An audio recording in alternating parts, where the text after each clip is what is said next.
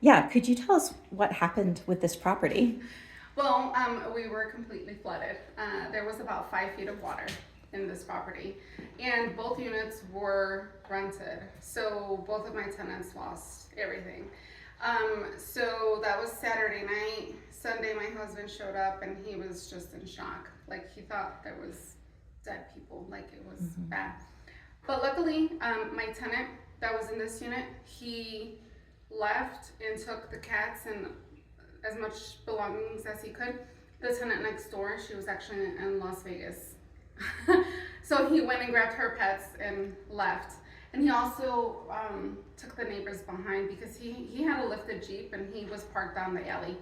So anyways, we show up Monday at 7 in the morning and we just start shoveling mud because literally there was nothing. It was like this thick mud.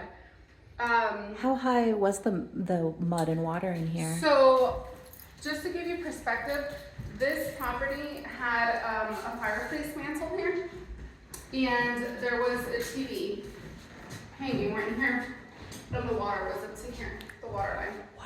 Yeah. You can't see it now because obviously the new drywall, but I have pictures showing how high the water was. And it was so funny because we never lost electricity nor like all the services were still working, which was kind of mind blowing. But anyways, so my tenants obviously came and rummaged through whatever they could, but everything was pretty much like garbage. And I gave them their deposits. Luckily, they did have family here, so they just moved in with family. And we did have flood insurance, luckily, because it's mandatory, you know, we're right here. But insurance sucks. And we didn't hear from insurance until the end of December. So what we did was during, you know, from October to December, what we did is we came in, we ripped out everything. I mean, we took the property down to the studs, it was just a framing. Flooring was ripped out, drywall was ripped out, and we did mold treatment. And that's as much as we did until we waited for the insurance funds. But I mean, I can't even explain to you the loads of garbage that we had. I mean, we had garbage on this side, we had garbage on this side. We had broken windows. This window was broken. We were literally shoveling mud out of that window and out of that other window. The water gushed. It was crazy. This window was completely broken. The garage, I don't know if you can see it. So we had water coming down this side and this side. So that's why that unit was worse than this one. I mean, this looks bad right now, but that unit was a lot worse. Because it got hit from both sides. And so the water gushed there, it broke that door to the garage and then came out through that front door, and that's why it's all dented. When you walk in through here, that's where the washer and dryer were. It's a shared hallway, and the washer and dryer were literally just lifted and thrown because of how much water came in. We have a metal door on the front that was all dented because of the amount of water.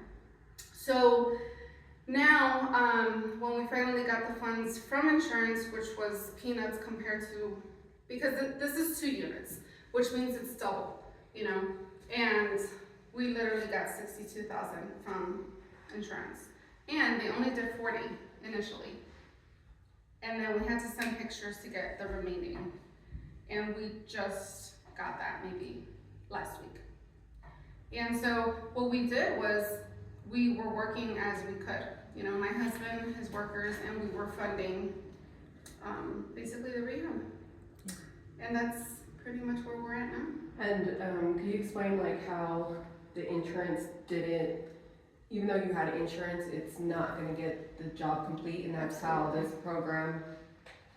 So thank goodness that I called her because, you know, like I said, I called her kind of out of desperation because that's when we hadn't even had the remainder of the funds from the insurance.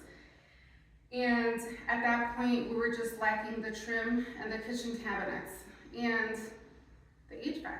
That's another thing.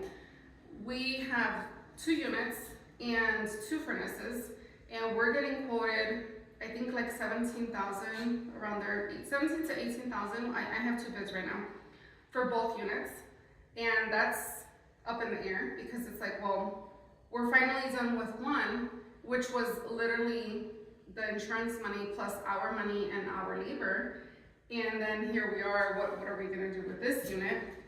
And so that's why I got a hold of her out of like sheer desperation. Like, what are we gonna do? Me and my husband were talking. I told you, I was like, me and him were talking on a Sunday, and we're like, okay, well, we're gonna wrap that one up. How are we gonna knock out the other one?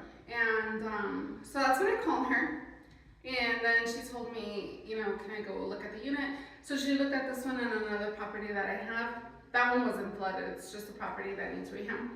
And so here we are, and I am very thankful because honestly, this would take a whole lot of more time if we were having to pay for everything. And we have a mortgage, of course, and utilities that we're still paying on. Wow. So technically we haven't had rental income here since September because we got paid in October, but I gave my tenants their deposits back because I felt that was the right thing to do. Yeah. So I'm grateful that this program exists. Oh, and another thing that I want to mention is we didn't qualify for FEMA assistance. As a business owner, we were SL. And I went and they said, well, you can apply for an SBA loan. And I said, well, I'm not trying to go into more debt. So that was not gonna happen. And so as a business owner, we don't have a lot of assistance, like at all. There was a grant that First American was giving. By the time I applied, they were out of funds. So who will, first of all, how long until you think that this unit will be available again? Well, this one, if we do the program, we can literally knock it out in 2 months. Like my husband is ready to go. And who will be able to move into this unit? So I have gotten a hold of the housing department, and they're just waiting for it to be finished. How do you feel about using a voucher holder for these 2 units? Honestly, I've had HUD tenants before, and it works out great because you get that steady monthly income.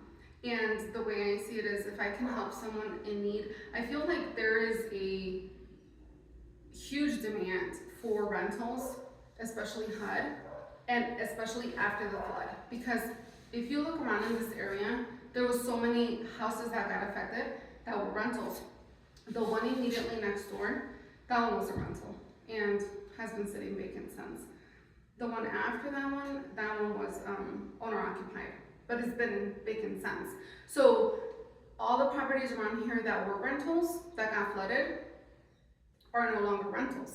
So that means everyone that was renting had to look elsewhere, and it's just, there's not enough rentals available. So, and everyone honestly loves this area. I've owned this property since 2012. It's ideally located, you know, the park, the walking trail, it's really close to everything. And everyone loves it. My tenants usually stay here 2-3 years.